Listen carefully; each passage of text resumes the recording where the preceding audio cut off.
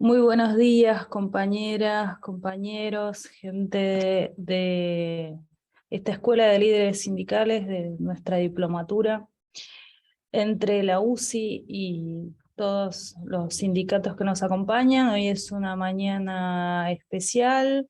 Tenemos una noticia triste, así que bueno, desde la Universidad de San Isidro, el Instituto Escanone y todos quienes formamos parte de esta diplomatura, acompañamos el inicio de la clase de hoy y le vamos a pasar la palabra inmediatamente al profesor Luis Di Pietro. Así que, Luis, muchas gracias y arrancamos Sí, nomás. Les voy a pedir que se sostengan un minutito más con el micrófono apagado. sí, gracias Estefanía. Bueno, buenos días a todas y todos. Sí, Estefanía, bueno, hacía mención al fallecimiento de Pedro Milla, el secretario general de la Federación Argentina Sindical del Petróleo, Gas y Biocombustibles. Ahí está colocando la placa y le hemos pedido a Miguel Sordini del gremio de petroleros privados que nos diga unas palabras frente a este hecho tan triste. Miguel. Buenos días a todas las compañeras y compañeras. Buenos días a los profesores, a los coordinadores, a las autoridades académicas. La verdad que sí, para nosotros es un día de mucha tristeza, ha sido una semana de mucha tristeza, una partida física totalmente inesperada por parte de Pedro Milla, que fue un compañero que el año pasado participó justamente de esta diplomatura, tuvo una participación en una clase y también él estuvo presente en la entrega final de los diplomas. Yo quiero recordarlo a Pedro como un trabajador, como un compañero amigo, cercano a sus trabajadores, un compañero que lo conocemos de muchísimos años, de muchísima militancia. Pedro era un compañero militante del peronismo y era un compañero que representaba de la mejor manera a sus trabajadores. Pedro hacía algo más de un mes que había renovado como autoridad, como secretario general en su sindicato y hacía 20 días que había sido reelecto en la conducción de nuestra Federación Argentina Sindical del Petróleo, Gas y Biocombustibles. La verdad que tenía muchísimo por delante, era un compañero muy comprometido y podríamos estar hablando mucho tiempo de Pedro y seguramente aquí están participando compañeros que tenían aún más ligazón con Pedro, que eran de su casa, del sindicato de Campana, y que son parte de esta diplomatura y podrían hablar de las cualidades de ser humano que tenía Pedro. Yo quiero quedarme con algunas cosas muy puntuales. Pedro era un compañero muy comprometido en la formación de los dirigentes, en la formación de los trabajadores. De hecho, el día miércoles estuvo en la ciudad de Paraná anunciando un convenio con la diplomatura, con la Universidad Autónoma de Entre Ríos, lanzando una diplomatura en organización, conducción y participación sindical. Lo hizo acompañado del secretario general de la CGT, Daer. Pedro era eso, estaba muy comprometido. Y yo, para finalizar, vuelvo a reiterar mi agradecimiento eterno a todos, a las palabras que han tenido, no solamente para nosotros, sino para con los trabajadores petroleros en este momento de tanta dificultad y tanto desconcierto y tanto dolor. Pedro nos va a dejar físicamente, pero va a seguir estando con nosotros presente siempre. El legado de él era trabajar para la actividad, trabajar para los compañeros, con una mirada profundamente solidaria y peronista. Y Pedro tenía una debilidad y él hizo mucho para que nosotros seamos parte de esta diplomatura. Él quería y decía siempre que los trabajadores, los futuros dirigentes, los dirigentes debían formarse para estar a la altura de la situación, de las discusiones. Así que la manera de honrarlo a Pedro, de mi parte, es participar en esta diplomatura, que yo sé que él va a estar muy feliz. Un abrazo a todos, les agradezco por la posibilidad. Gracias, Miguel. Muchas gracias. Bueno, continuamos, Estefanía, entonces, ¿sí? Antes de pasar la palabra a los expositores de hoy, también quiero hacer un recordatorio. Hoy, en estos días se cumplieron 100 años del nacimiento de Rodolfo Kusch. Rodolfo Kusch nació en el 25 de junio de 1922 y fue un pensador, un filósofo argentino, pero dedicado mucho al pensamiento no solamente argentino, sino latinoamericano. De hecho, el año pasado tuvimos clases donde mencionamos a Rodolfo Kusch en varias oportunidades, así que un recordatorio también a este pensador, además muy querido y muy apreciado por el Papa Francisco. Bueno, sin más, si me pasamos permitís, entonces... Luis, si ¿Cómo? me permitís, Luis, sí, Aldo. Soy Aldo Carrera. Quiero recordar, me tocó trabajar, por suerte, estar al lado de Rodolfo Kusch cuando vivía en Salta, en la universidad, y la verdad que es un aporte imprescindible. Y yo sé con certeza que el Papa Francisco le ha recomendado a muchos obispos, lean Rodolfo Kusch. Así que bueno, un gran abrazo a todos los compañeros. Sí, lo que vamos a hacer es, vamos a poner en el aula virtual un par de libros y de artículos de Rodolfo Kusch para quienes no han tenido oportunidad de leerlo, para que lo puedan leer. Bueno, hoy comenzamos el segundo eje. Ustedes recuerdan, el primer eje de la diplomatura fue sobre macroeconomía, que tuvimos varios expositores, varios profesores sobre ese tema. Hoy comenzamos el segundo eje de la diplomatura, que tiene que ver con los desafíos actuales de la gestión sindical, ¿sí?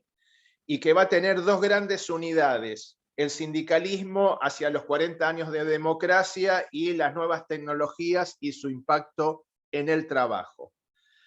Hoy comenzamos la primera unidad, que tiene que ver sobre el sindicalismo y la democracia, y más precisamente los temas que vamos a tocar hoy son la necesidad de organización y el rol de los sindicatos en la democracia, los distintos modelos de organización sindical, debilidades y fortalezas, y el desafío de los movimientos sociales, las tensiones y articulaciones.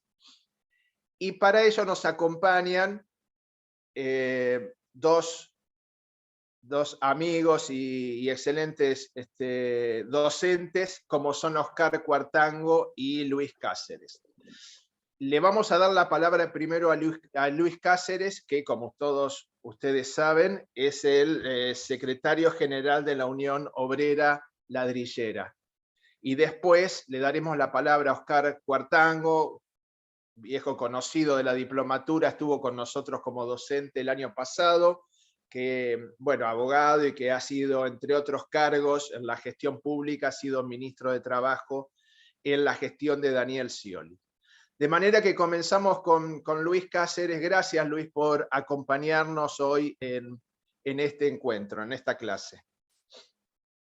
Buenos días, compañeras y compañeros. Bueno, primero quiero enviarles un abrazo y nuestra condolencia a la familia petrolera. Tuve la suerte de compartir con el compañero Pedro Milla actividades vinculadas a la militancia, al sindicalismo, y últimamente participábamos en la Confederación de Sindicatos Industriales de la República Argentina. Así que ahí nos encontrábamos y para compartir, para analizar la realidad, pero también para conocer ese mundo que tiene que ver con la energía, que tiene que ver, digamos, con el futuro de la Argentina. Así que es una gran pérdida, no solamente para la familia petrolera, sino para el sindicalismo, porque en estos tiempos difíciles que vivimos, compañeros como Pedro son fundamentales. Así que un fuerte abrazo a la familia petrolera. Y bueno, primero nuestro agradecimiento por la invitación a participar de esta diplomatura. Nuestro agradecimiento al señor Oscar Ojea, a Aldo Carreras, con quienes nos tuvieron, digamos, la inquietud de invitarnos a participar. Así que muchas gracias y bueno, y también encontrarme en esta diplomatura con compañeros con quienes venimos compartiendo los desafíos de estos tiempos tan difíciles que vivimos. Por ahí lo vi a Oscar Nieva, secretario de Turismo de la Federación de Comercio, a Javier Mauriño, con quienes compartimos desde el IFAP y el Centro de Estudios Laborales inquietudes sobre los tiempos que vive el mundo del trabajo y esta nueva situación que vive la clase trabajadora. Y por supuesto con toda, también es un orgullo compartir con compañeras y compañeros, con distintas generaciones, en su mayoría compañeras jóvenes y jóvenes de distintos sindicatos, de distintos lugares de la Argentina, de distintas actividades, y que todos y todas podamos compartir esta diplomatura que plantea los desafíos para el liderazgo sindical en el siglo XXI. Y creemos que es fundamental y es estratégico que el movimiento obrero organizado discuta, debata cuáles son los caminos que tenemos que construir para poder enfrentar estos tiempos tan difíciles que estamos viviendo y construir otro camino, como lo plantea permanentemente el Papa Francisco. Así que realmente para la UOLRA es un orgullo, es una necesidad formarnos, prepararnos para asumir esos desafíos. Y la UOLRA es un sindicato que representa a las trabajadoras y trabajadores que hacen el ladrillo artesanal. Es la Unión Obrera Ladrillera República Argentina, nació allá por la década del 30, fue creada, fundada por los anarquistas y se constituyó como sindicato nacional ahí en la década del 50 con el primer gobierno del general Perón y de la compañera Evita, y tenemos el orgullo de haber participado en ese hecho histórico que fue el 17 de octubre. Es un sindicato que tiene zona de actuación nacional, tiene personería gremial, obra social, y que tuvo distintas etapas en su historia, en su vida. Una etapa de mucho protagonismo, hasta la última dictadura militar, y después entró en un proceso de descomposición. Y le decía que representamos a un sector de la construcción que hace el ladrillo artesanal. Es una actividad milenaria, figura en la Biblia, misionaria porque nuestras casas, nuestro barrio y la ciudad están construidos con este ladrillo. Y y con trabajadores postergados, con familias postergadas. Decir que nosotros llegamos a la conducción del sindicato a mediados de 2015, el sindicato estuvo mucho tiempo intervenido, a raíz de que hubo, dentro de la comisión directiva, hubo un enfrentamiento y bueno, hubo un muerto, entonces se intervino el sindicato. Y cuando llegamos al sindicato, empezamos, lógicamente, a recorrer las fábricas ladrilleras. Digamos, esta actividad se compone de dos sectores. Trabajadores con patrón, fábrica ladrillera, que es lo que representó históricamente el sindicato, y las fábricas están en la provincia de Buenos Aires, mayoritariamente, hay algo en Córdoba y Santa Fe. Y esas fueron las tres provincias donde el sindicato tuvo presencia. Y así que empezamos a recorrer la fábrica ladrillera en la provincia de Buenos Aires y nos encontramos que la mayoría de los trabajadores de la fábrica ladrillera eran de la comunidad boliviana, donde la mayoría de los trabajadores no tenían derechos. Encontramos trabajo infantil, indocumentados, una realidad realmente de explotación laboral. Y a partir de esa situación,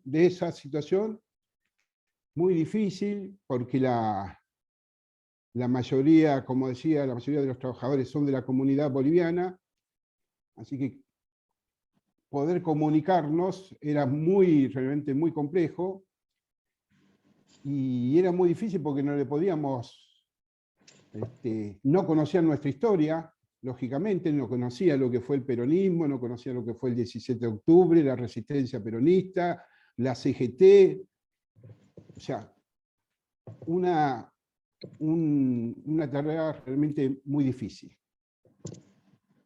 Pero a medida que fuimos digamos, recorriendo, que fuimos generando las condiciones para construir primero el vínculo, el primer objetivo que nos propusimos fue construir el vínculo, la relación, decirle que en Argentina tenían derechos, que tenían derechos colectivos, que tenían derechos laborales, que tenían derecho como ciudadano, y que había un sindicato que los representaba. Y acá voy a hacer un paréntesis, porque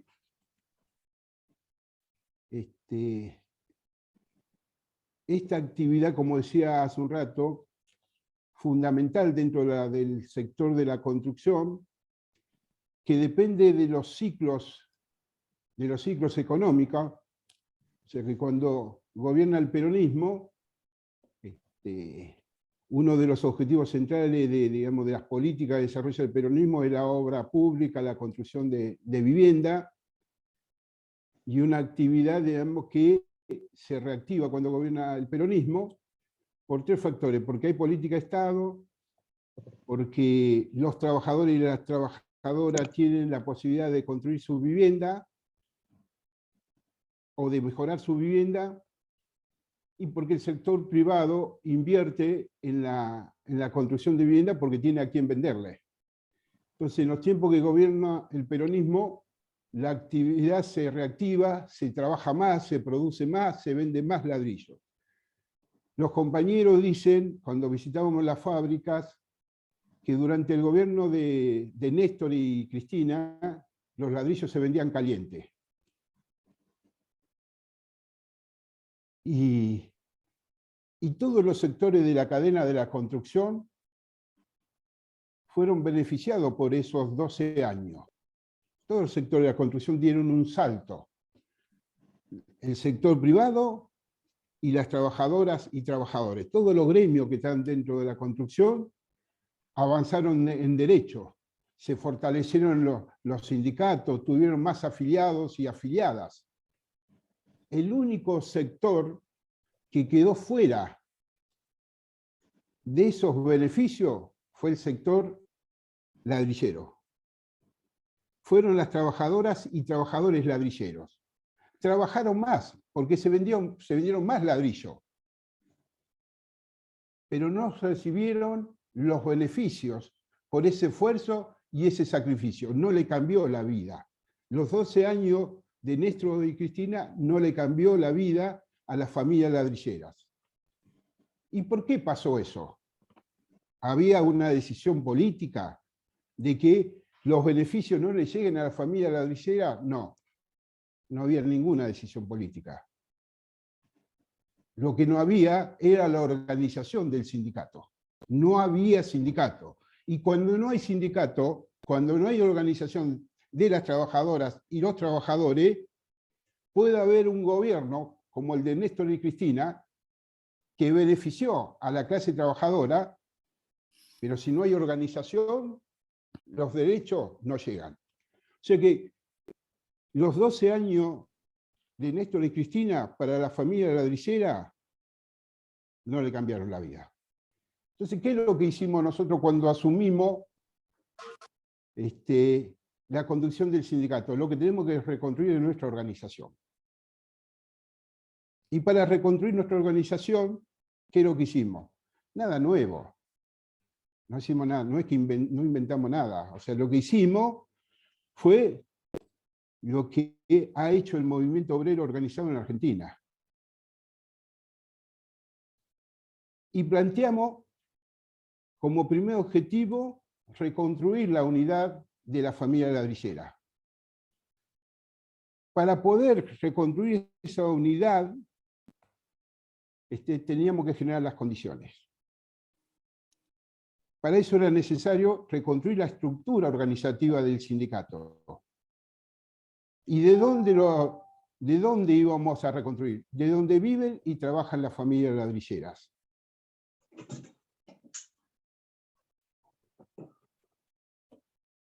Desde cada fábrica, yendo fábrica por fábrica, haciendo asamblea, planteándole a los compañeros, como decía anteriormente, que había un sindicato, que el sindicato era suyo, que tenían que participar, que tenían que ser protagonistas, que no veníamos a proponer milagros, que no éramos Maradona, que la única posibilidad que tenía la familia ladrillera de cambiar esa realidad que vivían de injusticia por décadas era a partir de la unidad, de la organización, y para eso era necesario su participación, que sean protagonistas. Así que empezamos a reconstruir el sindicato desde cada fábrica, afiliándolos, planteándoles su derecho, eligiendo delegados. O sea, la mayoría de los compañeros que vienen de Bolivia vienen de zonas rurales, por lo tanto no conocían sindicatos, no sabían cuál era el rol de un delegado. Teníamos que empezar realmente planteando, digamos, con todo un trabajo docente, explicándole cuáles eran los derechos, el rol del sindicato, y empezamos a elegir delegados. Entonces empezamos a elegir delegados de cada fábrica y firmamos ahí un convenio de colaboración con el Ministerio de Trabajo, con el área de formación. Tuvimos el acompañamiento del ministro de Trabajo en ese momento de tomada, y realmente una compañera que fue fundamental para la huelga, la doctora Noemí Rial, viceministra, que realmente siempre nos acompañó. Así que a partir de ese convenio, pues, llevamos adelante la primera formación sindical con el Ministerio de Trabajo. Y como la mayoría de nuestros delegados eran de la comunidad boliviana, esa capacitación la hicimos con el Consulado del Estado Plurinacional de Bolivia. Así que paralelamente que por un lado íbamos organizando nuestro sindicato, refundando el sindicato de cada fábrica, paralelamente empezamos a recorrer la Argentina. Empezamos a recorrer la Argentina y nos encontramos con el otro sector de la actividad, que son los emprendimientos familiares. En la mayoría de las provincias, la actividad la desarrollan familias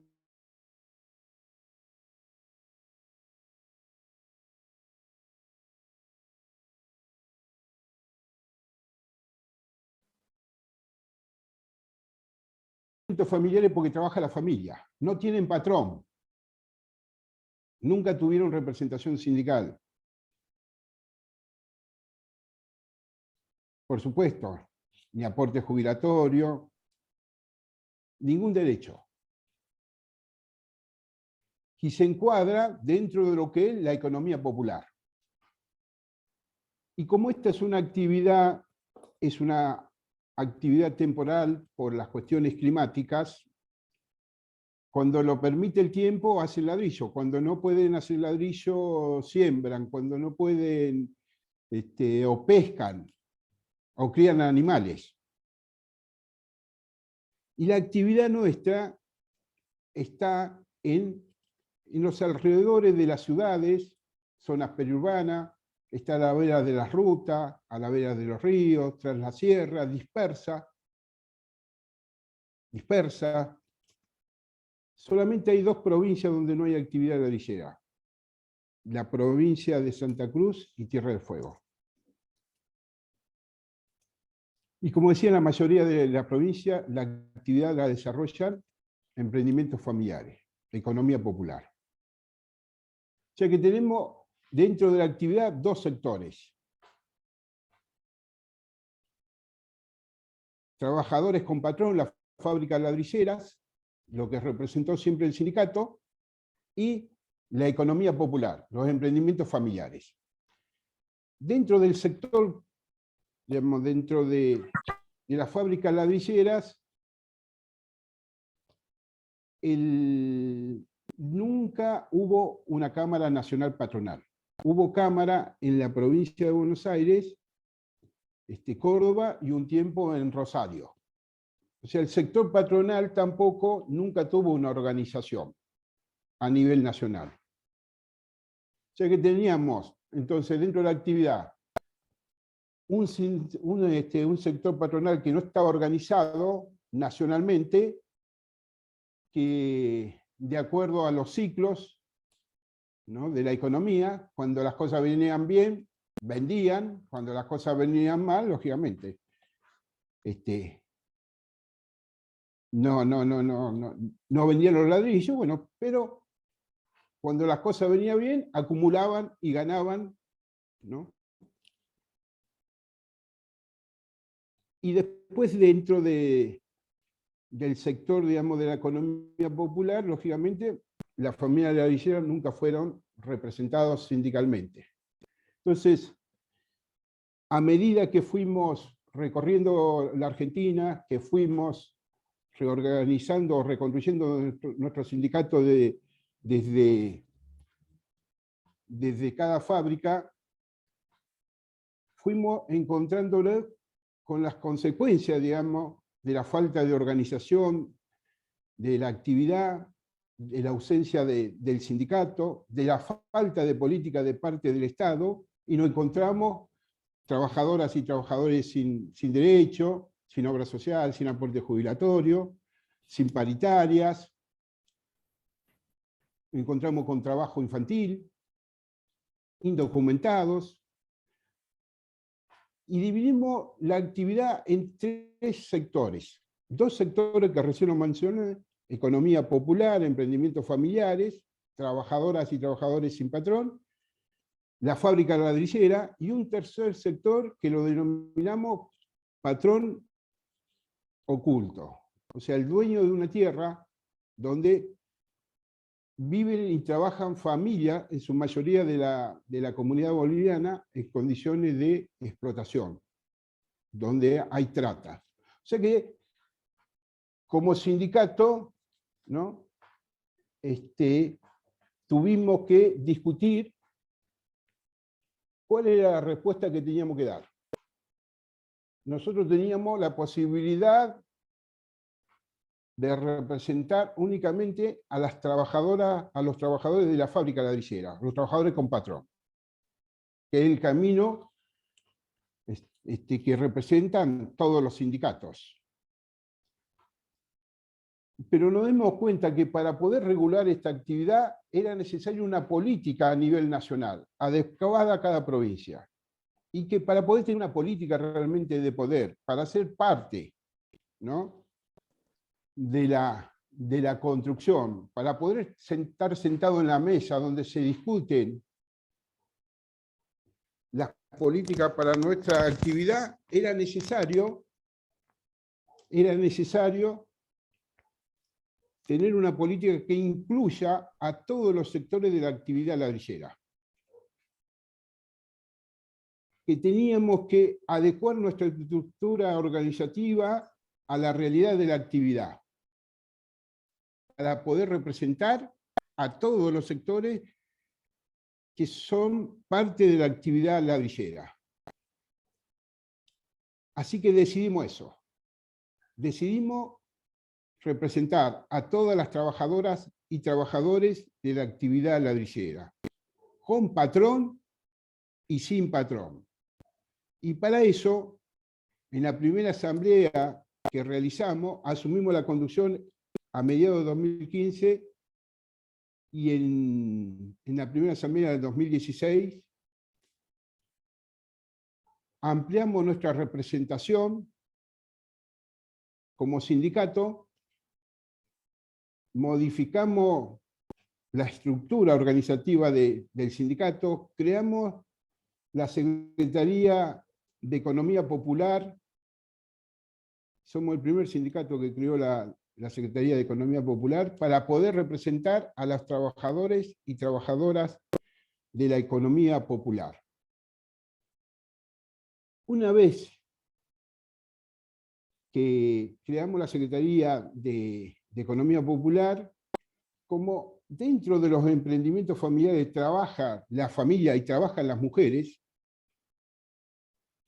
incorporamos a la participación a las mujeres ladrilleras. En la fábrica no trabajan las mujeres, pero en los emprendimientos familiares sí trabajan las mujeres. En esta diplomatura hay compañeras que son parte del sindicato, la secretaria de Igualdad y Género de la UOLRA, la primera secretaria de Igualdad y Género de la UOLRA, se llama Soledad Casal, que está participando de la diplomatura, una compañía que pertenece a la familia ladrillera, es de Santa Elena, Entre Ríos. O sea, incorporamos la economía popular, incorporamos la participación a las mujeres, que cuando visitábamos los hornos y le preguntábamos a las compañías si trabajaban y nos decían que no trabajaban, que ayudaban. No, yo ayudo. Pero usted trabaja, compañera, usted trabaja. No, yo colaboro. Bueno, a partir de nuestra decisión, se incorporaron las mujeres, pero no solamente para ocupar una secretaría, la Secretaría de Igualdad y Género, sino para ser protagonista en la refundación del sindicato. Sé que las compañeras tienen la misma posibilidad de que tienen los compañeros de ocupar cualquier secretaría. Hoy ocupan 4 secretarías dentro de nuestra organización. La Secretaría de Interior, que la compañera Ana Lemos, la Secretaría de Finanzas, que la compañera Romina de los Santos, que está participando de esta diplomatura, la compañera María Van Looy, que es la secretaria de Prensa y Cultura, que está participando de esta diplomatura, y la compañera Soledad Casal. Entonces, lo que hicimos fue adecuar nuestra estructura organizativa a la realidad de la actividad ladrillera, que se compone de trabajadores con patrón y de emprendimientos familiares. Luis, discúlpame,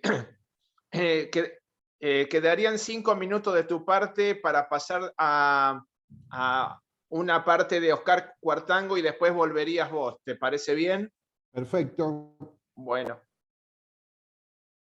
Voy a terminar esta primera parte. O sea, nuestra política lógicamente, para la fábrica ladrillera es la misma que cualquier otro sindicato. Tenemos convenio colectivo, tenemos paritarias. Como decía anteriormente, elegimos delegados gremiales por fábrica. Y para el sector de la economía popular, los emprendimientos familiares están al lado de la casa. O sea que las niñas y niños se crían al lado del horno, donde trabajan sus padres. Como decía anteriormente, no tienen obra social, no tienen aporte jubilatorio, venden el ladrillo, digamos, el que pone el precio del ladrillo no es el que trabaja, no son las familias ladrilleras, sino el que compra. El que compra la puerta del horno, define cuál es el precio. Y un ladrillo que vale $1, por darle un ejemplo, un ladrillo que vale $1, una vez que salió del horno, una vez que la familia vende ese ladrillo, empieza a aumentar el precio. Y el precio va aumentando porque ese ladrillo después termina en una obra, termina en una casa y termina en un edificio. Entonces, ¿cuál fue nuestra propuesta? Organizar a la familia ladrillera en cooperativa. Sacar esos hornos de al lado de la casa y trasladarlo a un parque, así como están los parques industriales, parque ladrillero. O sea, todos esos hornos trasladados a un parque industrial ladrillero, organizado en cooperativa, sin trabajo infantil, con monotributo, que le permite tener obra social y aporte jubilatorio, y poder comercializar, comprar los insumos para hacer el ladrillo y comercializar colectivamente. Esa es nuestra propuesta para el sector de la economía popular, no para las fábricas ladrilleras, sino para el sector de la economía popular, organizados en cooperativa, con acceso al monotributo social, sin trabajo infantil. Y para eso, y que lo voy a dejar para la segunda parte, elaboramos una política de parques industriales ladrilleros. Y para eso necesitamos la articulación con el Estado nacional, con los gobiernos provinciales y los municipios. Hoy estamos construyendo 5 parques ladrilleros,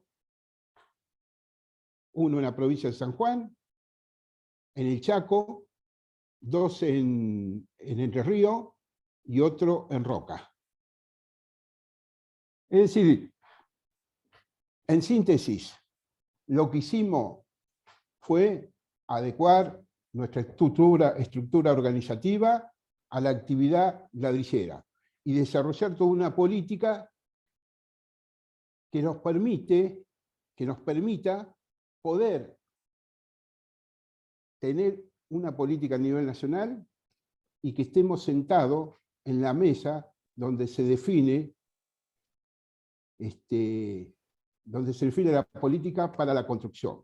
La única manera que podemos hacer eso es construyendo la organización del sindicato, reconstruyendo la unidad de la familia ladrillera, generando las condiciones para que haya participación y protagonismo.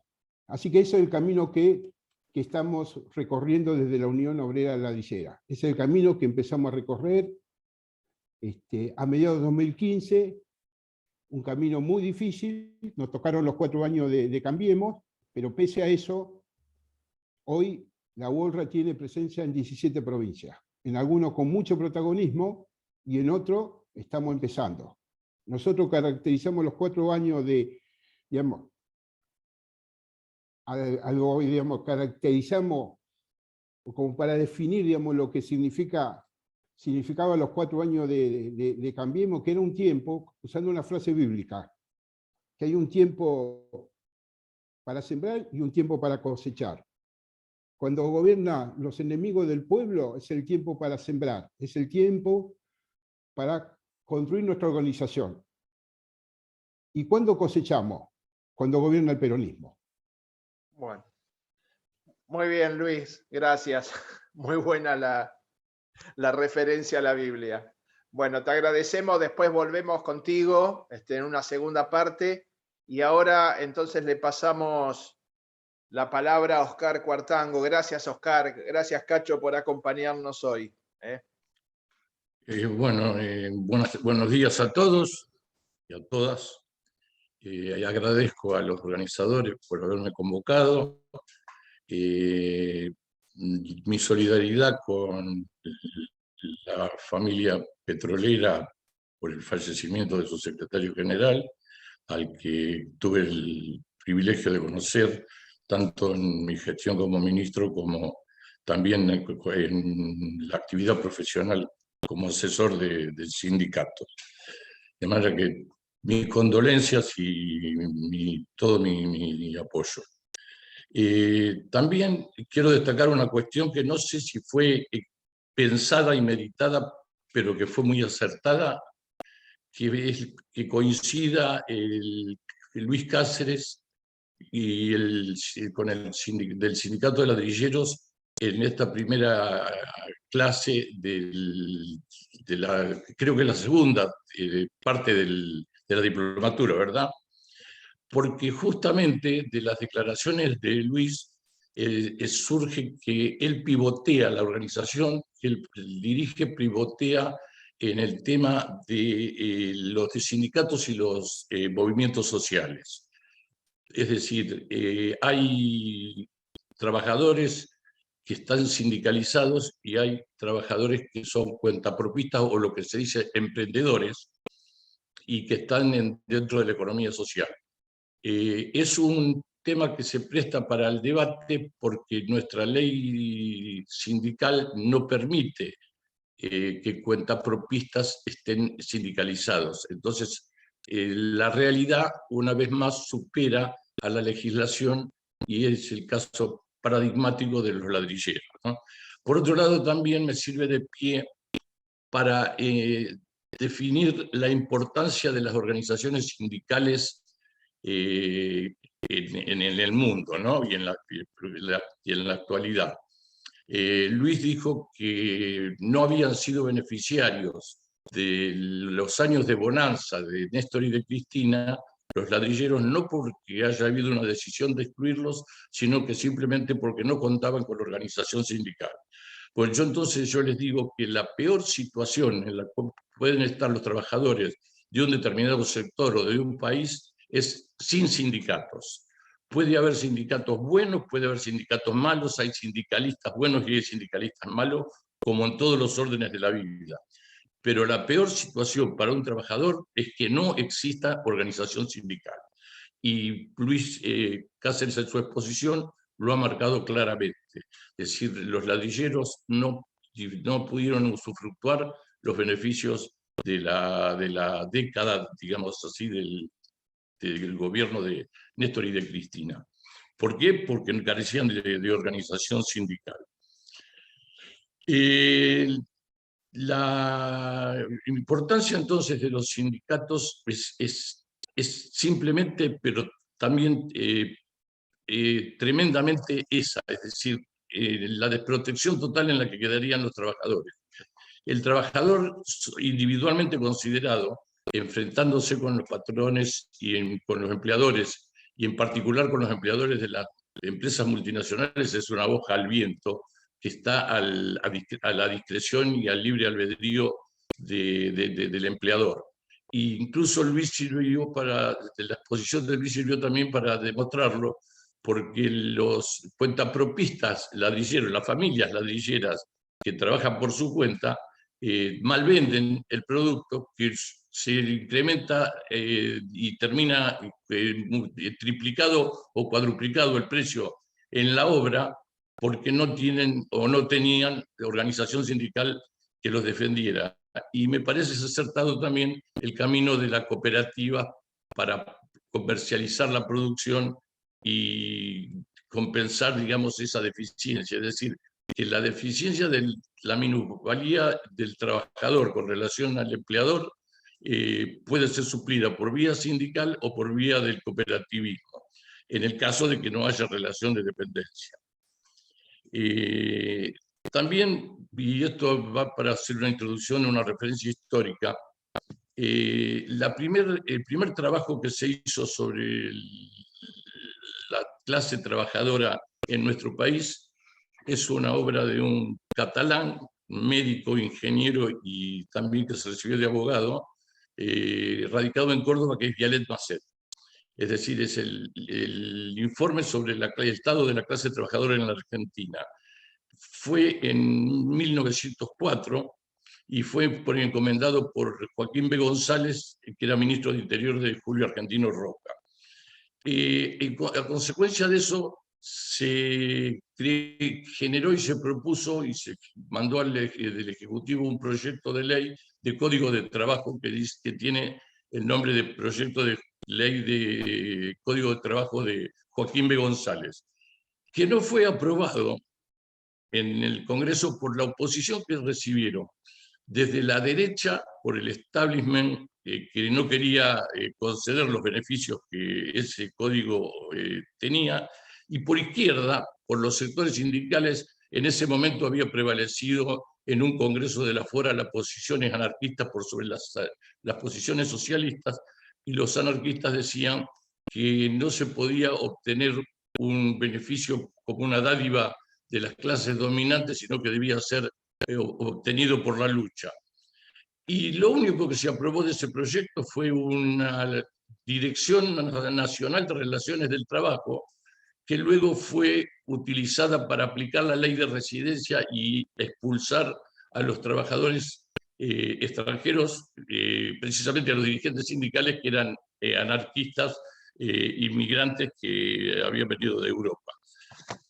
Y paradojalmente es la dirección esa la que pide Juan Domingo Perón en la sonada militar del 4 de junio del 43, que puso fin a la década infame, la pide y crea la Secretaría de Trabajo y Previsión, que es el antecedente inmediato del actual Ministerio de Trabajo. Es decir, que desde el fracaso del proyecto de código de Joaquín B. González hasta el 4 de junio del 43, hubo varias intentonas de avances en materia de legislación laboral, obra de algunos diputados socialistas, en particular de Alfredo Palacios, y había uno también, un diputado socialista de Bahía Blanca, dirigente del gremio de los mercantiles, Tiskin, que no impuso, sino que se le filtró en una reforma al Código de Comercio, que fue la ley 11.729, filtró la indemnización por despido para esos trabajadores del sector. Es decir, que yo pienso y creo, no porque lo haya reconocido en la historia ni está documentado en las actas del Congreso, pero pienso que Diskin pícaramente en una reforma que beneficiaba a los empleadores, a los empresarios, introdujo ese beneficio para los trabajadores mercantiles exclusivamente, la indemnización por despido, que luego Perón la iba a convertir por un decreto 33.302 del año 44, la iba a hacer extensiva a todo el colectivo laboral.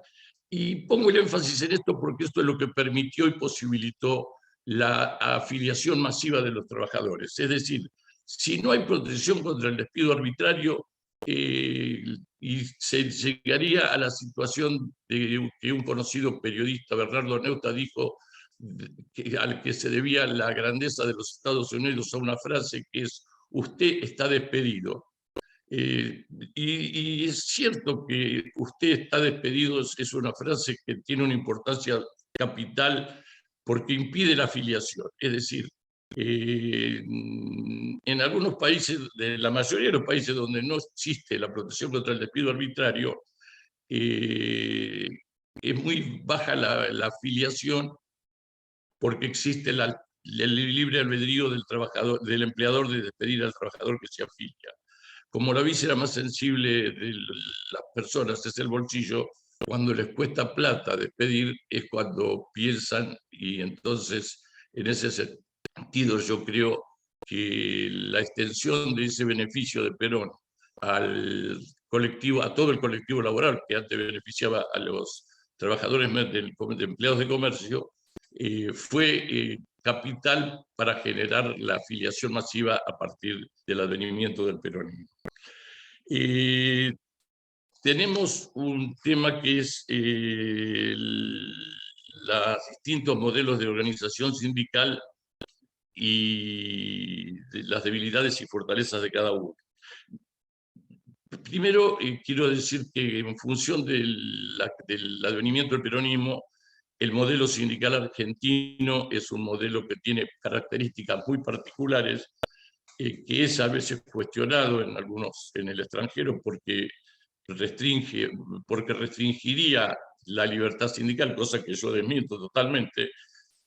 Y por otro lado, también se imponen determinadas condiciones que son un delicado equilibrio entre la libertad y el exceso de libertad, que yo califico como libertinaje, que permite una excesiva atomización. Y ahí está donde se juega el debate o la discusión, si se privilegia la libertad o si se privilegia la fortaleza de las organizaciones.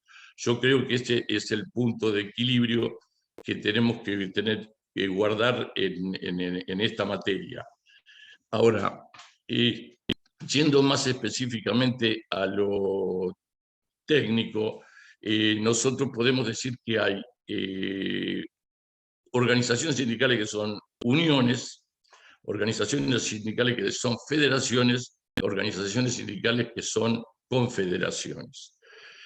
Bueno, la unión es la organización sindical única por rama o actividad en todo el ámbito nacional o en un ámbito provincial. La federación es la que tiene ámbitos de representaciones de organizaciones de primer grado, que serían los sindicatos locales, también por rama de actividad, y la federación nuclea a los sindicatos a nivel nacional o a nivel provincial. Si es a nivel provincial, pueden confluir en una confederación que es una federación de federaciones, ¿verdad? El único caso de confederación que hay en la Argentina de un sindicato específico, no de la Confederación General del Trabajo, es la de los sindicatos, el sindicalismo municipal, que está excesivamente atomizado, no solo porque está conformado en una confederación, sino además porque están divididos entre ellos, en dos confederaciones, en dos federaciones y en dos sindicatos en casi todos los distritos. Lo cual habla de que también es inconveniente la confederación y perdón, una alarma. Lo cual habla de que es inconveniente el sistema de confederaciones, salvo en el caso de la Confederación General del Trabajo, que es la que nuclea a todos los sindicatos, cualquiera sea su modalidad, y que los modelos más adecuados y más beneficiosos para la actividad sindical son o la unión o la federación, porque la confederación implica una excesiva atomización y una pérdida de poder en el juego libre de la actividad sindical. Yo incluso esto lo digo por experiencia, porque yo he sido abogado de la Confederación de Obreros y Empleados Municipales de Argentina, COEMA, en el momento en el que estaba unida y sin embargo tenía serios problemas estructurales.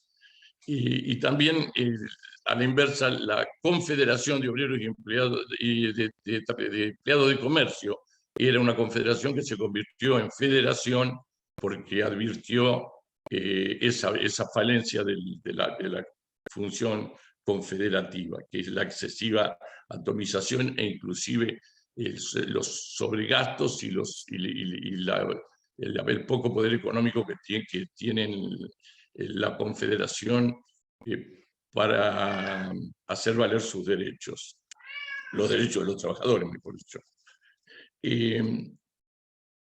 Después tenemos sindicatos de actividad o de industria, es decir, de empresas o de actividad.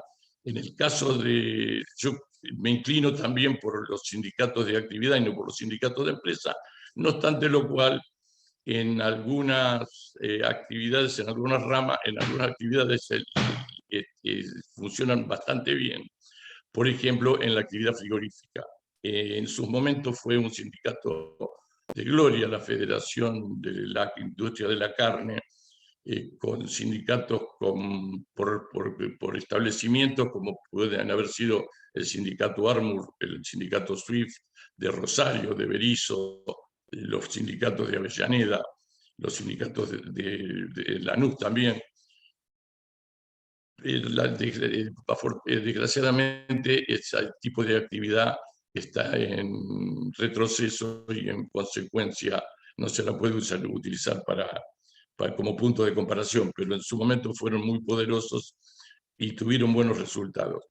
Sin embargo, yo me inclino por las uniones o por los sindicatos por rama de actividad, aunque fueran bajo la forma de federaciones, que son el caso, por ejemplo, bueno, de la Unión Obrera Ladrillera por rama de actividad, el Sindicato de Mecánicos y Geofines de Transporte Automotor es por rama de actividad y además es una unión, la Unión Obrera Metalúrgica también, de manera que son claros ejemplos de la conveniencia de esos dos tipos de modelos por encima del modelo de la confederación. Y bueno, los sindicatos de empresas tienen sus más o sus menos, no los recomiendo en general como norma, pero como la única verdad de la realidad, en algunos casos funcionaron bien, como dije ya en el caso referido a la industria de la carne. El punto del modelo sindical argentino es la unicidad promocionada.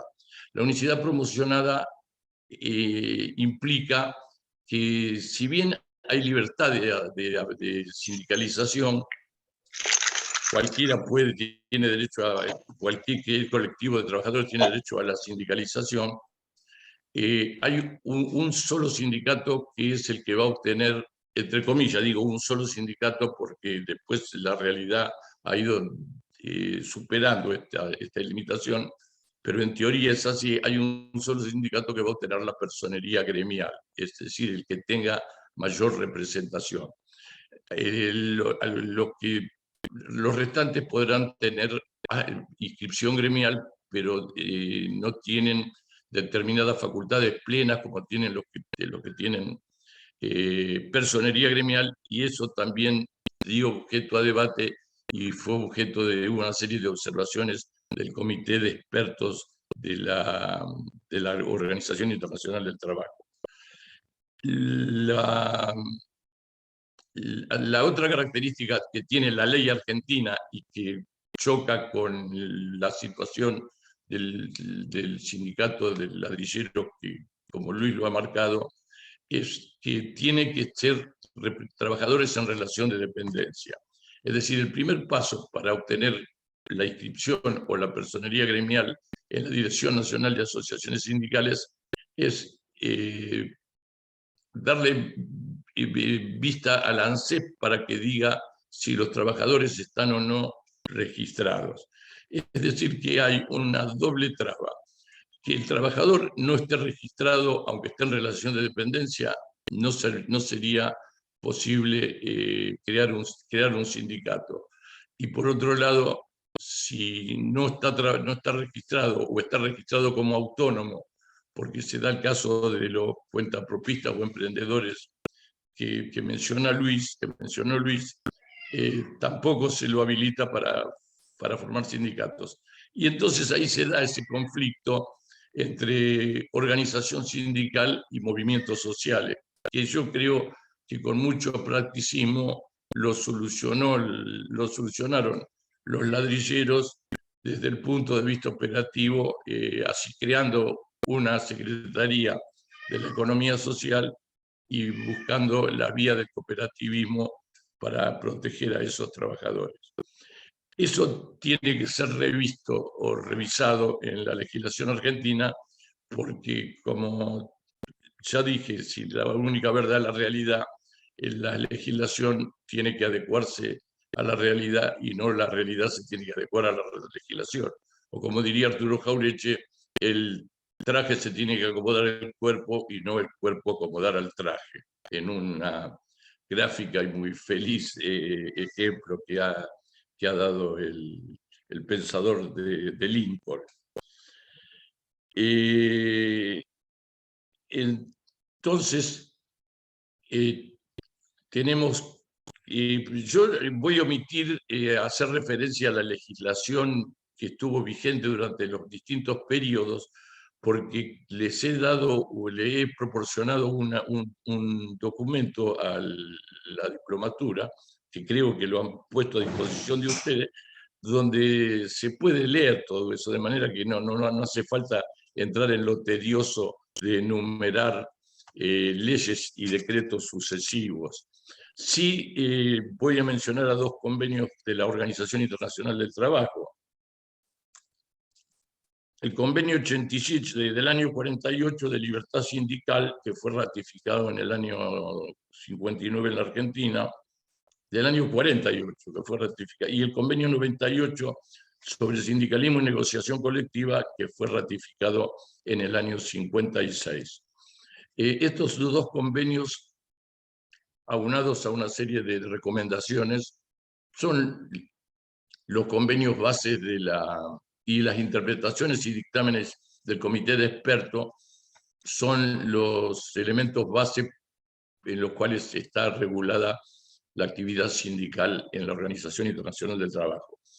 Y después plantear que la primera ley, porque durante el peronismo se manejó con decreto, porque era un gobierno de facto hasta el 24 de febrero del 46, que ganó el Perón las elecciones y que también es el Día del Mecánico, en homenaje a ese hecho, ¿no? La primera ley fue dictada durante la gestión de Frondizi y fue la ley 14.455. Después hubo unas reformas con el advenimiento de la democracia y finalmente se recaló en la ley 21.297, que él actualmente nos rige con el retorno a la democracia definitivo en el gobierno de Raúl Alfonsín.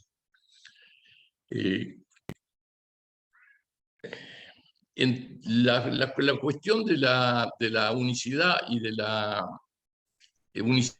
la pluralidad sindical es un tema que es debatido a nivel mundial, porque cada realidad nacional es la que genera las instituciones.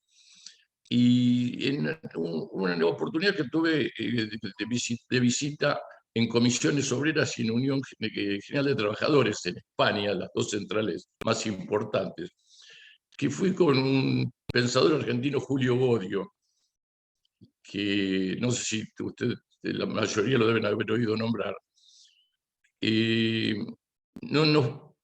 nos expresaban sus dificultades o sus dudas sobre el modelo sindical argentino. Y las dos centrales, una era trotskista y la otra era socialista, les digo, mira, la monarquía me cuesta mucho entenderla, pero sin embargo responde a una realidad española. Y el modelo sindical responde a una realidad argentina. Y Julio Godio hábilmente les explicó cómo era la cosa y creo que los dejó convencidos de las bondades del modelo en función de nuestro sistema político y del marco ideológico en el cual había sido creado.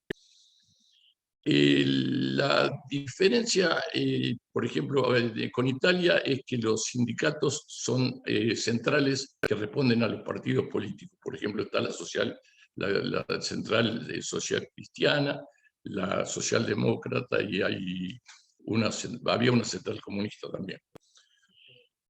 La prueba de las bondades del modelo sindical argentino es que cuando en la dictadura se pretendió por un decreto hacer caer la afiliación, se hizo caer la afiliación, todas las afiliaciones, y se planteó una reafiliación, los trabajadores respondieron reafiliándose más que nunca. Es decir, la tasa de sindicalización post-reafiliación impuesta era superior a la existente con anterioridad. Casi alcanzó al 100% de los trabajadores.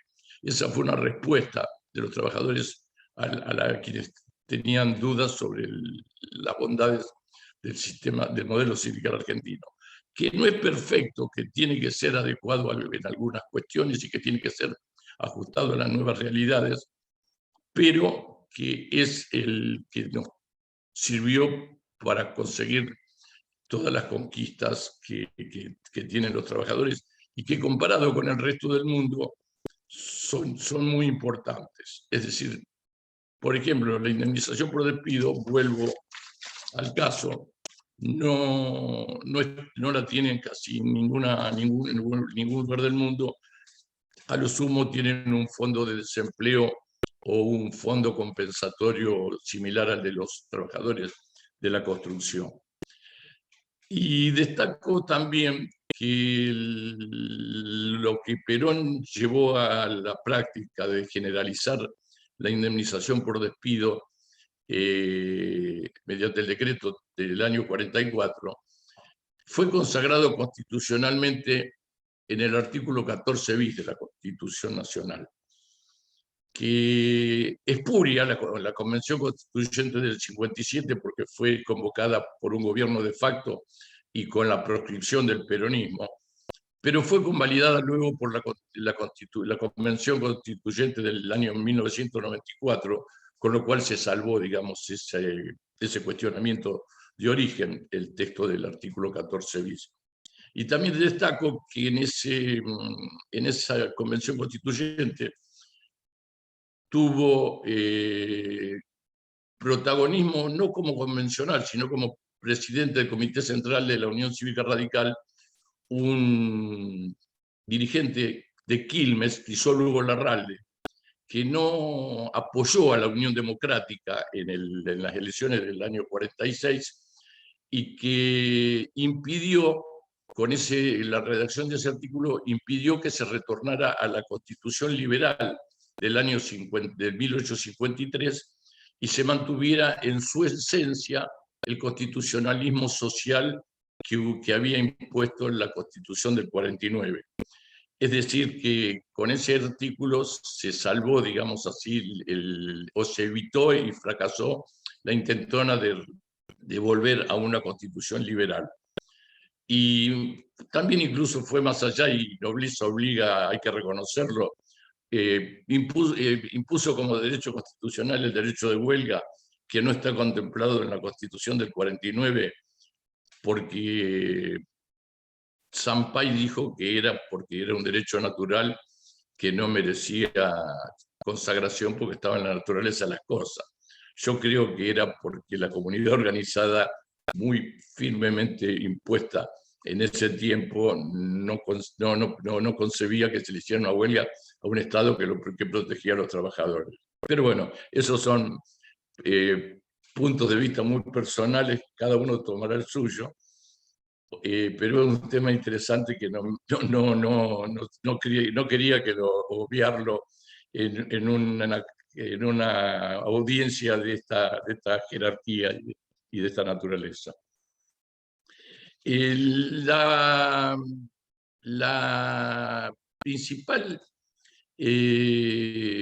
fuerza que da la ley 23.551, que reconoce los antecedentes que están citados en ese trabajo, es por un lado la estabilidad sindical que permite, que impide que los trabajadores que ejercen representaciones sindicales sean despedidos, y la negociación colectiva y también la obligación de retención de la cuota sindical a los trabajadores. Es decir, el trabajador se afilia voluntariamente, pero la empresa tiene la obligación de retener del salario del trabajador afiliado la cuota sindical. Eso, aunque parezca mentira, es un factor importantísimo, porque imagínense ir a cobrarle a cada trabajador, inclusive en el momento de crisis, hasta no les pagarían porque se la gastan antes de que vayan a cobrar, ya se la estarían gastando. Y esa es una de las observaciones que hace el Comité de Expertos de la Organización Internacional del Trabajo respecto de la ley 23.551, con relación a la diferencia que las meramente inscriptas no existe la obligación del empleador de retener la cuota de los trabajadores afiliados, y a las organizaciones con personería gremial sí existe la obligación. Este cuestionamiento ha sido subsanado con un fallo de la Corte Suprema de Justicia de la Nación, que ahí lo citamos en uno de los trabajos que presentamos como apoyo, pero tiene que ser legislado, tiene que ser sincerado esa legislación, porque de lo contrario existiría un montón de litigiosidad, porque sería discrecional o no, desde el punto de vista legislativo, el reconocimiento de la aceptación de la cuota para el trabajador de la organización meramente inscripta, y obligatoria la del trabajador afiliado a una organización con personería gremial. Yo creo que este es uno de los observaciones de la Organización Internacional del Trabajo que merecería ser revisada. Y reitero, fue subsanada por vía de una declaración de inconstitucionalidad de la Corte Suprema de Justicia de la Nación, pero como no son obligatorios los fallos de la Corte, sino son más indicativos, no hay obligación real de imponer la retención. Y entonces se tendría que recurrir a la justicia por vía de un amparo, por vía de alguna medida cautelar o algo por el estilo.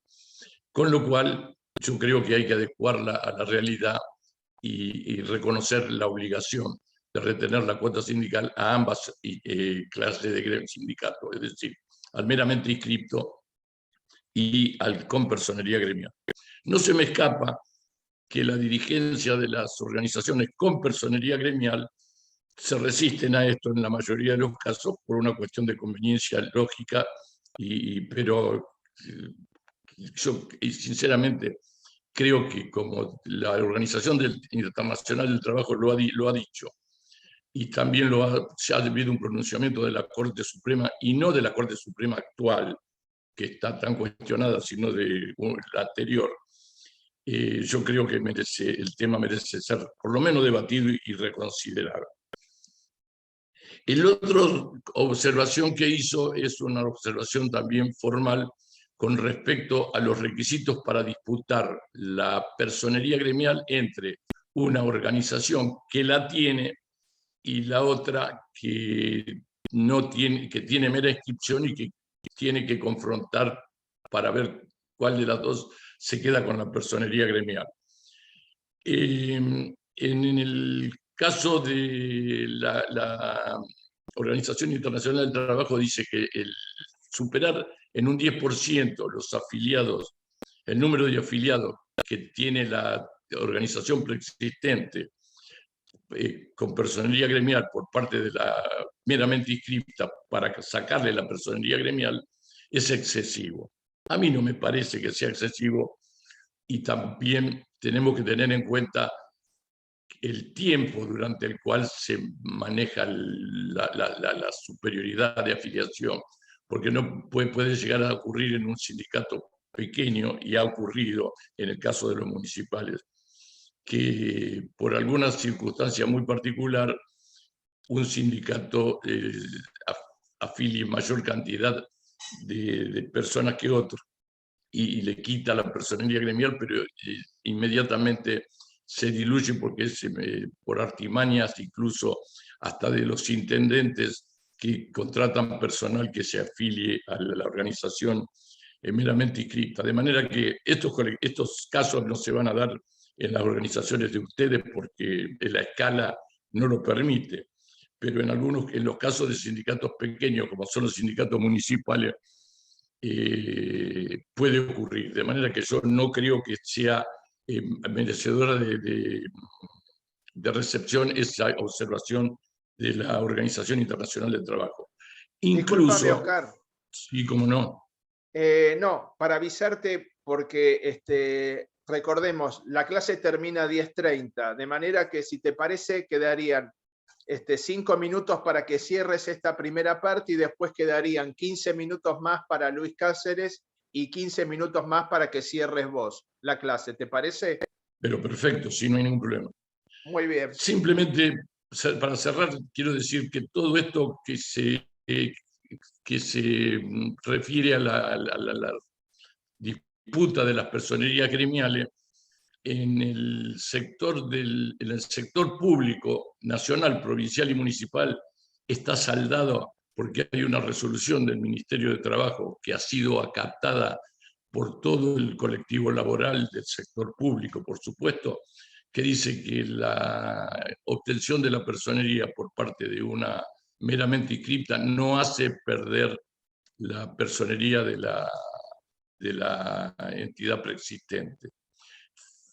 Fue una resolución de Carlos tomada a instancia de ATE y UPCN, que si bien yo la cuestioné porque era de dudosa constitucionalidad modificar una ley por una resolución, como todo el colectivo de la dirigencia sindical del sector público la aceptó, no fue recurrida en su momento, y además no conozco casos que tenga para resolver la Corte, y está plenamente vigente, y este aspecto solo subsiste con relación al sector privado. Por el sector público, nacional, provincial y municipal, ha sido subsanado por esa resolución. Y bueno, con esto termino, Luis. Bueno, gracias, Oscar. Entonces, repito, le vamos a dar un espacio de unos 15 minutos a Luis Cáceres otra vez, y después volvemos con Oscar otros 15 minutos, y si hay alguna pregunta o duda, les pedimos que lo escriban en el chat y trataremos de condensar o de sintetizar en una gran pregunta para ambos lo que ustedes vayan escribiendo en el chat. Así que, Luis, podés retomar tu presentación. Bueno, muchas gracias. Bueno, voy a ser lo más sintético posible. Nosotros hemos definido desde la WorldRap 3 objetivos estratégicos. Para poder cambiar la realidad de las familias ladrilleras, necesitamos herramientas. Por eso definimos 3 objetivos. Primero, una mesa nacional ladrillera, donde todos los sectores que tienen que ver con la actividad ladrillera nos sentemos a discutir una política nacional junto con el gobierno nacional. Segundo, necesitamos una cámara patronal nacional. Nos ha costado tiempo convencer al sector patronal para que tome esa decisión.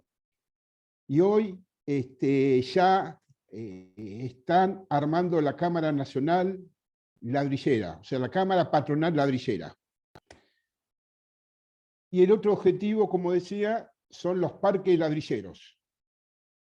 Ayer tuvimos una reunión con el secretario de Industria, Ariel Yale, donde reafirmamos estos 3 objetivos. Tuvimos una reunión con el sector patronal, el secretario de Industria y la UOLRA, donde vamos a llevar adelante estos 3 objetivos. Pero como decía anteriormente, para poder llevar adelante esos objetivos, para poder cambiarle la vida a la familia ladrillera, tenemos que profundizar, digamos, la reconstrucción de nuestros sindicatos, que es la garantía de poder llevar esos objetivos adelante. Recién comenté lo que fue, digamos, la primera etapa, uno de los objetivos del sindicato, que es la reconstrucción de su organización. El otro objetivo fundamental para nosotros fue volver a la CGT. Volvimos a la CGT Nacional en el Congreso del 2016, donde se eligió el triunvirato, Juan Carlos Edmil, Héctor Daes y el compañero Carlos Acuña. Ahí volvió, después de décadas de ausencia de la CGT, volvió la UOLRA a la CGT. Y comparto con ustedes lo que nos llena de orgullo ser parte hoy del Consejo Directivo. En el último Congreso de la CGT, la UOLRA ocupa una vocalía con el binomio. Conjunto con la compañera Ana Lemos, somos parte del Consejo Directivo de la CGT.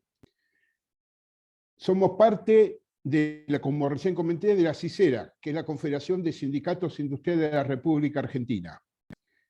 Nos incorporamos a la ICM, que es la Internacional de la Construcción de la Madera.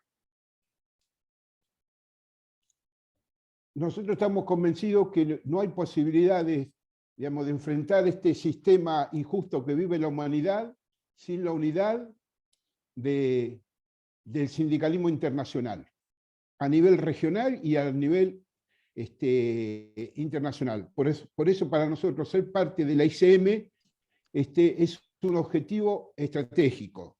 Y dentro de eso, como hay actividad ladrillera en toda Latinoamérica, nuestro objetivo y nuestro desafío para los tiempos que vienen es armar a nivel regional una red de sindicatos ladrilleros. El sindicato ladrillero es el único que hay en el mundo. No hay otro sindicato de ladrilleros y ladrilleras en el mundo. Somos los únicos. Esto tiene que ver con lo que decía Oscar recién, que es un orgullo estar compartiendo con Oscar, digamos, esta diplomatura, de que tiene que ver con la realidad del movimiento obrero argentino. Así que queremos digamos, llevar adelante una política a nivel, digamos, regional de unidad con trabajadoras y trabajadores de la región. Y lo otro, que tiene que ver con lo que recién comentaba, que dentro de la actividad la participación de la comunidad boliviana es muy importante, familias ladrilleras de la comunidad boliviana, y no solamente que lo representamos en términos reivindicativos, sino que generamos las condiciones para que los compañeros y las compañeras sean parte también de la organización del sindicato, como delegados gremiales y también como parte de la comisión directiva de nuestro sindicato. Y hemos desarrollado una política que tiene que ver con sus reivindicaciones a partir de una articulación con la Organización Internacional del Trabajo. Y elaboramos un pasaporte simbólico, pero en este pasaporte están contemplados los derechos laborales, sindicales y migratorios que tienen los migrantes en Argentina. Este pasaporte lo presentamos junto con la representación de la OIT en Argentina. También articulamos, por supuesto, a partir del mensaje del Papa Francisco, que para la UOLRA es el que nos marca hoy un camino en estos tiempos tan difíciles que vive la humanidad, y él nos plantea que este sistema no se soporta más, y que hay que construir otro camino y que tenemos que ser protagonistas de la unidad junto con todos los sectores, digamos, que son afectados, ¿no?, por las políticas neoliberales. Venimos también llevando adelante todo un vínculo con la Iglesia en la Argentina muy importante. Y también articulamos con las universidades. Nosotros hicimos 2 videos sobre la actividad ladrillera, que la presentamos en la CGT, que lo hicimos con la Universidad Jaureche, donde contamos lo que es la actividad ladrillera, lo que es la organización del sindicato. Yo hace un rato dije, en la anterior exposición, de que nosotros definimos reconstruir nuestro sindicato de donde viven y trabajan la familia ladrillera. ¿Por qué? Porque cuando los trabajadores vinieron, migrantes, vivían dentro del horno, de la fábrica. Luego compraron su terreno fuera del horno, cerca. O sea que hay barrios que son barrios ladrilleros. Entonces, ¿qué es lo que hicimos nosotros? Llevar nuestras delegaciones a donde viven y trabajan la familia ladrillera. Decía la parte gremial, la oficina de, digamos, la obra social, y también nuestros centros de formación, porque en la provincia de Buenos Aires tenemos un centro de formación, y ese centro de formación que fue que nos entregó, digamos, el que fue en ese momento gobernador, Daniel Scioli, y que fue a partir de una gestión del ministro de Trabajo de la provincia de Buenos Aires, que está acá presente, y a quien siempre vamos a estar agradecidos, porque en ese momento que recién empezábamos y éramos solamente un grupo de compañeras y compañeros que teníamos voluntad, compromiso, pero que no teníamos herramienta, nos recibió allá en La Plata, y me estoy refiriendo al compañero Oscar Cuartango. Entonces accedimos, por primera vez el sindicato accedió a un centro de formación profesional. Y la sede de nuestro sindicato, que está en Ciudadela, en la provincia de Buenos Aires, nosotros tuvimos que armar subsede, porque la mayoría de los trabajadores en la provincia de Buenos Aires están en zona urbana, periurbana. Entonces digamos, las fábricas están en Varela, están en Marcos Paz, están en Cañuelas, están en Las Heras, están en Giles, Chacabuco, Pergamino. Entonces, si nosotros solamente dejábamos la sede del centro de formación ahí en Ciudadela, los compañeros tardan 2 horas para venir al sindicato, 2 horas para venir, 2 horas para volver. Entonces, ¿qué decidimos? Llevar la subsede del centro de formación profesional a donde están nuestras delegaciones. Entonces, funciona en nuestras delegaciones de la UOLRA, aparte del centro de formación, digamos, de la obra social, aparte, digamos, del área gremial, funciona el centro de formación profesional. Pero como tenemos problemas dentro digamos, de la familia ladrillera, era de que lamentablemente no saben, digamos, leer, no terminaron el primario, no hicieron, por supuesto, el secundario, tuvimos que llevar adelante una política, ¿no?, de alfabetización, de terminalidad primaria y secundaria, unida, digamos, con la capacitación de oficios. Y eso, todas esas políticas las desarrollamos de donde viven y trabajan la familia ladrillera. Y otra política que para nosotros es fundamental, que está vinculado a la salud, porque tenemos compañeras y compañeros que tienen obra social, y compañeras y compañeros familia que no tienen obra social. Entonces desarrollamos la política de las promotoras y promotores de salud, como los movimientos populares. Entonces tenemos el área de salud popular, donde tenemos una política integral, una política a través de la obra social, para los compañeros que tienen obra social, para la familia que tiene obra social, y la política digamos, a través del programa de promotoras y promotores de salud. Y nuestro objetivo, digamos, que todas estas políticas sean políticas a nivel nacional. Ese es el desafío que nosotros tenemos, que a medida que vamos avanzando en alguna provincia y podemos desarrollar una política que tiene que ver con los derechos de la familia ladrillera, que tiene que ver con la actividad, que tiene que ver con la articulación con los gobiernos municipales, con los gobiernos provinciales, después esa política que nació en algún municipio o en alguna provincia la transformamos en una política nacional. El camino realmente que tenemos por delante es muy difícil. Es un camino, nosotros elegimos el camino más difícil. No podríamos haber quedado representando a las fábricas solamente, pero elegimos el camino más difícil. ¿Por qué elegimos el camino más difícil? No porque tenemos espíritu de vanguardista, porque es nuestra realidad. Y es nuestra responsabilidad que todas las trabajadoras y trabajadores ladrilleros, que las familias ladrilleras accedan a derechos. Y para que puedan acceder a derechos, porque nosotros decimos siempre, en la actividad ladrillera lo que sobra son esfuerzos, sacrificios, dejan la vida en los hornos de ladrillo. Y lo que falta son derechos. Y la única manera que podemos acceder a derechos es a partir de la organización y el protagonismo de las trabajadoras y los trabajadores, a partir de la organización de sus sindicatos y con un proyecto nacional y popular que lo representa el peronismo. Sabemos que son tiempos difíciles los que vivimos, porque el problema, y como lo ha planteado Francisco, y lo plantea permanentemente, ha cambiado la realidad de la clase trabajadora. Hoy, durante décadas, en el sistema capitalista industrial, había trabajadoras y trabajadores con patrón, con derechos, con representación sindical, con convenio colectivo, con jubilaciones.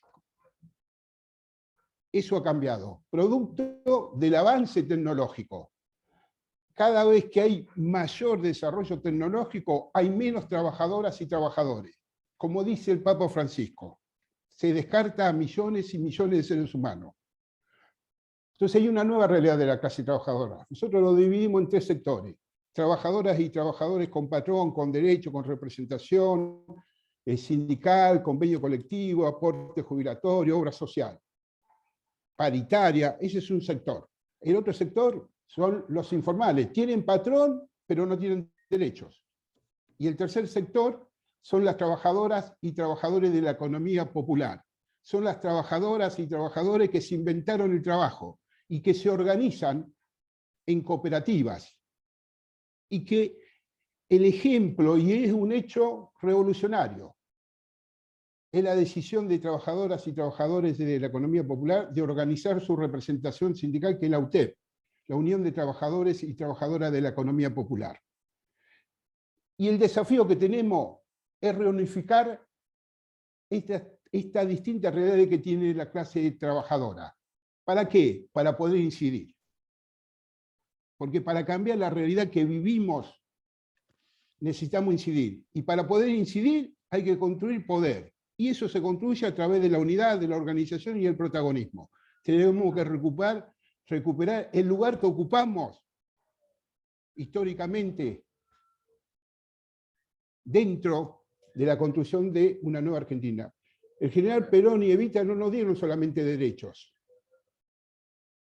no nos dieron solamente derecho-beneficio. Generaron las condiciones para que las trabajadoras y trabajadoras sean protagonistas, pero y que estén sentados en la mesa, no solamente para discutir derechos, sino para construir una nueva Argentina. Bien, va Así cerrando, que, Luis. Bueno, agradecer nuevamente, muchas gracias. Para poder interpretar, para poder incidir en los tiempos difíciles que estamos viviendo, es necesario la unidad, y en esta diplomatura lo que se expresa es la unidad. Así que la unidad de distintas realidades, distintas generaciones, distintas procedencias, y ese es el camino. La unidad con matices, la unidad con diferencias, no la unidad de lo que pensamos lo mismo, porque eso es muy fácil. Ahí no hay unidad. Hay unidad cuando hay diferencias, pero une un proyecto. Y ese proyecto es construir una Argentina con justicia social, con soberanía política e independencia económica. Muchas gracias. No, gracias a vos, Luis, y disculpa que que no te demos más tiempo, pero también queremos terminar en horario. Bueno, Oscar, la última parte para vos. Bueno, por un lado, una aclaración que me piden desde el chat. No sabía que la ley 11.729 había estado originada en un comité intersindical de bancarios y empleados de comercio. Sí, que Digman era un empleado de comercio y un dirigente de Bahía Blanca y que fue diputado nacional por el Partido Socialista.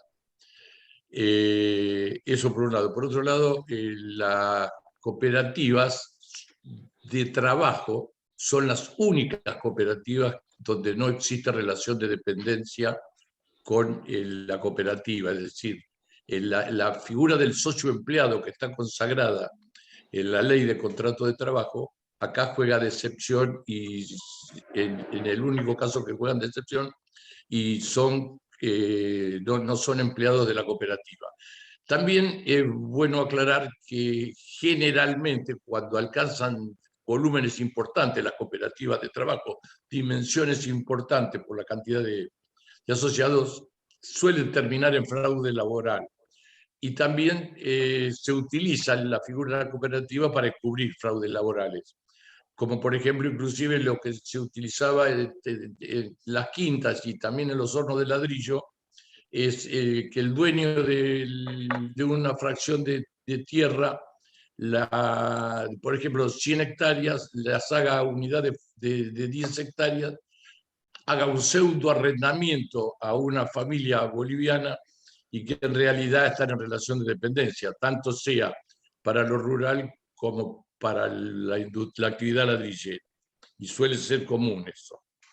Y para terminar, el tema de los movimientos sociales, que precisamente es donde confluye el sindicato que cabeza Luis, o que dirige Luis,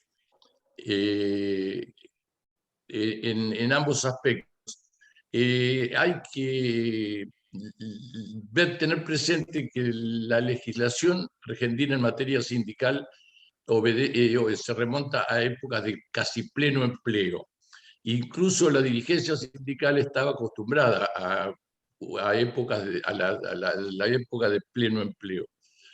Y en función de eso, desatendió durante el gobierno de Menem a los trabajadores que se retiraban de SOMISA, de YPF, y eso generaron los movimientos piqueteros que luego derivaron en las organizaciones sociales. Detonó en el 2002 cuando Eduardo Duhalde generó los planes Jefe y Jefa, y bueno, a partir de ese momento hasta acá ha ido siempre increyendo. Hay un debate interesante que lo planteó incluso Cristina Fernández de Kirchner, la vicepresidenta, en su última presentación pública. Y yo creo que eso debe ser zanjado con honestidad intelectual y en función de las circunstancias, de la realidad. Hay una realidad que es que los trabajadores informales generalmente suelen percibir planes sociales. Y también que la informalidad se da fundamentalmente en las pequeñas y medianas empresas y no se da en las empresas multinacionales o en las de capital concentrado. En consecuencia, yo creo que hay que implementar políticas donde se impulse a la registración mediante la exención de las cargas previsionales adeudadas, por ejemplo, a los empleadores, a condición de que al trabajador se le reconozca la antigüedad y la categoría real, y también permitir que el trabajador que se incorpora, que se regulariza la situación, continúe percibiendo su plan durante un determinado lapso de tiempo. Esa es una posible alternativa. Y los movimientos sociales son una realidad que, no guste o no nos guste, lo ideal sería tener pleno empleo y trabajo genuino, pero lo ideal es enemigo de lo posible. De manera que, si bien tenemos que aspirar a convertir los planes sociales en trabajo genuino, en el entretanto no se puede desconocer la existencia de las organizaciones sociales. Sí se las puede reglamentar. Sí, yo creo que les tiene que quitar la discrecionalidad de quitarte el plan a uno y adjudicárselo a otro. Y que si el aporte que hagan los beneficiarios de los planes sociales a la organización tiene que ser voluntario y no obligatorio o combinatorio, como creo que es en la actualidad. De manera que los sindicatos se van a tener que adecuar a estas nuevas realidades de la misma manera que se van a tener que adecuar y van a tener que evolucionar en función de las nuevas tecnologías, como tiene que evolucionar los controles incluso de la inspección del trabajo. El teletrabajo es una realidad que vino para quedarse, y también los mal llamados trabajadores de plataforma, que son los delivery, y todas estas nuevas cuestiones tienen que ser enfocadas con un sentido amplio y con un sentido abarcativo. Y la dirigencia sindical se va a tener que adecuar a los tiempos de cambio, como nos adecuamos todos, nos fuimos adecuando y nos trataremos de adecuar en la medida de lo posible. Yo, cuando comencé mi actividad profesional, me manejaba con una vieja Remington, y ahora inclusive la pandemia ha detonado cosas como los Zoom, que nos permiten sin costo alguno y desde nuestras casas estar a 240 personas presentes en esta actividad, e intercambiar ideas y sin desplazarnos, sin costo y sin inconvenientes de pérdida de tiempo más que el que dura la actividad. De manera que yo creo que esto ha venido para quedarse, y, como repetí varias veces, la única verdad es la realidad, adecuémonos a ella.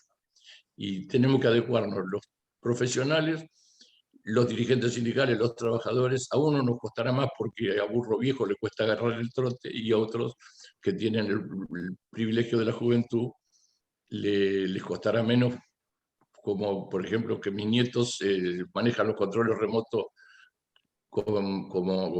porque han nacido con ellos, y yo soy un tipo que apenas puedo subir y bajar el volumen y cambiar los canales. Pero digamos que en ese sentido las organizaciones sociales existen, son necesarias, por lo menos transitoriamente. Si se supera la situación de crisis, que va a llevar muchos años, podrán perder potencia o no, pero en este momento la tienen, y tenemos que adecuarnos a esta realidad. Hay un debate intenso dentro de la Confederación General del Trabajo sobre ese tema. Y bueno, eso es lo que digo a manera de cierre. Sí, quiero alertarlos de una cosa. La indemnización por despido, que como dije, yo creo que posibilitó la afiliación masiva y que sigue posibilitando la afiliación, porque después de cierto tiempo un trabajador se puede afiliar tranquilamente porque le va a costar al empleador despedirlo. Nunca fue tocada ni en el golpe del 55, ni en la dictadura genocida del 76, ni siquiera en los embates flexibilizadores de la época de Cavallo, de Caro Figueroa. Pero sí quiero alertarles que hoy hay dos proyectos de ley, uno en la Cámara de Diputados y otro en la de Senadores, impulsando la derogación de la indemnización por despido y sustituyéndolo por lo que se denomina la mochila austríaca. Y ese sería un golpe letal para el sindicalismo argentino. Muchas gracias. Bueno. Muy bien, Oscar, gracias. Bueno, ahí tenemos 10 minutos, de manera que hay tiempo para hacer alguna pregunta o cuestión a los oradores. A mí, en principio, Luis, Me gustaría que hables un poco sobre un tema que estaba en una de las placas y lo mencionaste al pasar, que es el tema de la erradicación del trabajo infantil en la actividad de ustedes, ¿no? Que uno sabe que es un tema complejo, porque así como en la actividad de ustedes, también en las cosechas, por ejemplo, que son las familias las que trabajan, ¿cómo haces para evitar que los chicos trabajen y que en realidad ocupen su tiempo para ir a la escuela, para estudiar? ¿Cómo están trabajando ese tema que todos reconocemos, repito, es muy complejo? Bueno, nosotros somos peronistas y la compañera Evita nos enseñó que lo único privilegiado son los niños y las niñas, diría hoy. Y nuestra campaña nacional se llama Lo único privilegiado son los niños. Y tenemos dentro distintas realidades en cuanto a lo que es el trabajo infantil. Dentro, digamos, del sector privado de la actividad guerrillera, y después tenemos niñas y niños en situación de trabajo. O sea, porque viven donde se trabaja. Entonces, situación de trabajo. Entonces, ¿cómo solucionar? Y ahí tenemos dos políticas. Digamos, la justicia, digamos, en las fábricas. Hoy podemos decir con orgullo que erradicamos el trabajo infantil de la fábrica. Trabajo infantil y adolescente. No hay más en la fábrica. Donde tiene presencia el sindicato, donde tenemos organización sindical, no hay trabajo infantil ni trabajo adolescente. Y en los emprendimientos familiares es un trabajo de sacar el horno, el trabajo de la casa. Por eso los parques ladrilleros. Y nuestra campaña, digamos, la desarrollamos de distintas maneras. Entonces tenemos distintas políticas. Una, visibilizar nuestra realidad. Y para eso realizamos campeonatos de fútbol, donde juegan las mujeres, juegan los varones a nivel nacional, una campaña nacional de campeonato que se llama Lo único privilegiado son los niños. Hacemos festivales, tenemos un embajador cultural de la Bolra, que es un músico santiagueño, Franco Ramírez, y hasta que empezó la pandemia, todos los años en Cosquín, hacemos un festival que se llama Cosquín le canta a las niñas y a los niños, donde participa desde Peteco Carabajal, ¿no? Distintos músicos que participan después en el festival, es paralelo al Festival de Cosquín, y organizaba actividades culturales como muestras artísticas, charlas, por supuesto charlas, pero no solamente a nivel nacional, sino a nivel provincial y a nivel municipal. Y creemos que en la medida que la organización va avanzando, va a generar las condiciones para que el trabajo infantil vaya desapareciendo. Y para eso articulamos con el Estado. Somos parte de la CONAETI, la Comisión Nacional por la Erradicación del Trabajo Infantil, somos parte de las COPRETI, que es la Comisión Provincial por el Trabajo Infantil, y estuvimos, cuando se cumplieron los 100 años de la UIT, fuimos invitados por el secretario internacional de la CGT, Gerardo Martínez, por el trabajo que venimos desarrollando dentro de lo que es la campaña por la erradicación del trabajo infantil, a la OIT. O sea, la única manera que podemos cambiar esa realidad es a partir, primero, de modificar la situación en que trabajan, que tenga la familia ladrillera accedan a derechos. Pero tiene que haber política de Estado. Y para eso la articulación entre la organización sindical y el Estado nacional, el Estado provincial y los municipios. Pero también tiene que haber un compromiso de nuestro pueblo. Porque nosotros no podemos ver a una piba, un pibe trabajando y que no nos importe. No tiene que dar bronca. Cuando vemos una piba, un pibe trabajando, tiene que dar bronca. Pero esa bronca la tenemos que transformar en solidaridad, en organización. Por eso la erradicación del trabajo infantil no es solamente... O sea, eso es lo que nos enseñó el peronismo. No estoy diciendo nada nuevo. Eso es lo que nos enseñó el peronismo. O sea, con peronismo vamos a acabar con el trabajo infantil. Muy bien, es así, Luis. Gracias. Bueno, y Oscar, por último, para ir cerrando la clase de hoy. Justo, mira, yo te iba a hacer una pregunta que veo en el chat que también un compañero o compañera pregunta. Sintéticamente, ¿qué consiste este proyecto de la mochila austríaca? ¿Qué diferencia hay con la indemnización por despido?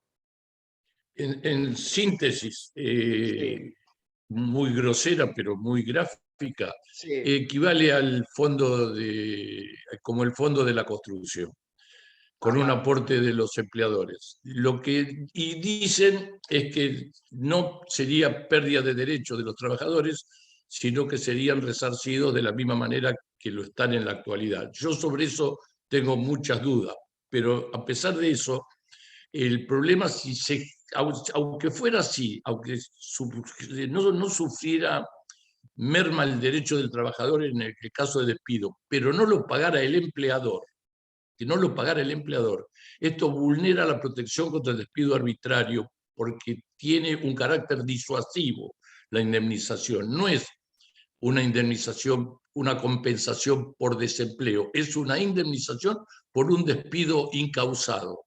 Porque si te despiden con causa, no cobras la indemnización.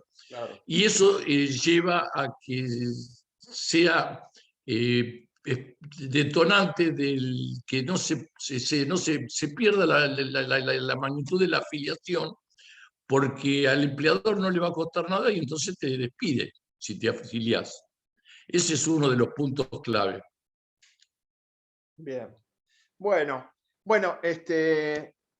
no sé si no hay, ya estamos sobre la hora prácticamente, así que agradecerles. A ver, tres avisos parroquiales. Primero, repetimos algo que mencionamos al principio de la clase. Está el tema de la evaluación. Es importante para ustedes como alumnos que hagan la evaluación porque es uno de los condicionantes para poder aprobar la diplomatura a fin de año. O sea, les dijimos, al final de cada uno de los ejes hay una evaluación, es un cuestionario muy sencillo.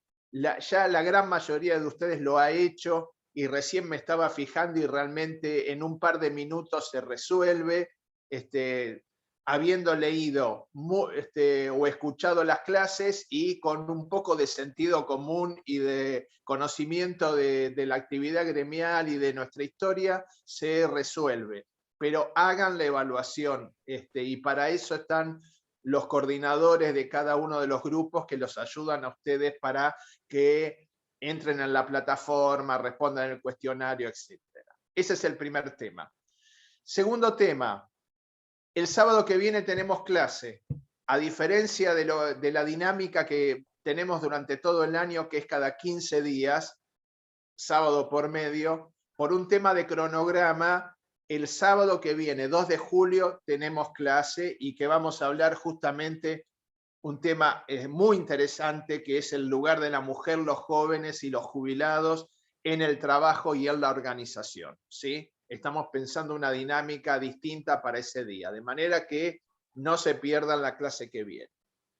Tercer aviso, recuerden que las clases se graban, así que pueden entrar al aula virtual y escuchar la clase de hoy, por ejemplo, cuando tienen problemas de conectividad, se pierden la clase, bueno, después tienen durante la semana, tienen la clase grabada, van a tener en este caso también la presentación que hizo Luis Cáceres, el PowerPoint, está la bibliografía que ha recomendado el profesor Oscar Cuartango, ya está en la plataforma, los 2 textos que nos ha enviado, de manera que durante la semana avancen con la lectura de eso, trabajen con los coordinadores. Bueno, y ya vamos cerrando, siendo las 10:30 y queremos nosotros cumplir con los horarios porque todos tenemos actividad para realizar. Simplemente agradecer a Luis Cáceres. Gracias, Luis, por tu participación y gracias, Cacho, también por tu nueva participación, en este caso, en la diplomatura de este año. Muchas gracias a ambos. Y no sé, Santiago o Estefanía, si hay algo más, si no, cerramos. Excelente, Luis. Muchísimas gracias. Gracias a ambos profes por el día de hoy. Muy buena la clase y estamos perfectos con los avisos que pasaste, así que muy buen fin de semana para todos los compañeros y compañeras. Bueno, Gracias, buen fin de semana, compañeros. buen fin de semana Buen para fin de todos. semana para todos. Nos Un vemos saludo el de sábado Nacho. que viene. Nos vemos esta semana. Igualmente, que Semana, vaya nos bien. vemos. Buen fin de semana para todos. Gracias, Laura. Chao, Aníbal. Compañeros. Buen fin de semana. Fin de semana. Compañeros, gracias. Que viene Unión. Buen fin de semana. Viva Perón.